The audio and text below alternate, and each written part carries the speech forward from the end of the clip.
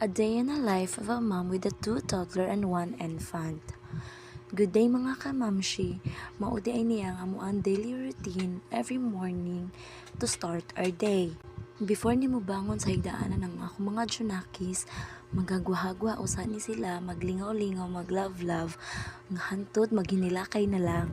Kani akong duha ka toddler nga nagpangidaron og 5 years old og 2 years old maglumbaan nay kung kinsa nilang duha ang unang mo love ug muki sa ilahang manghod.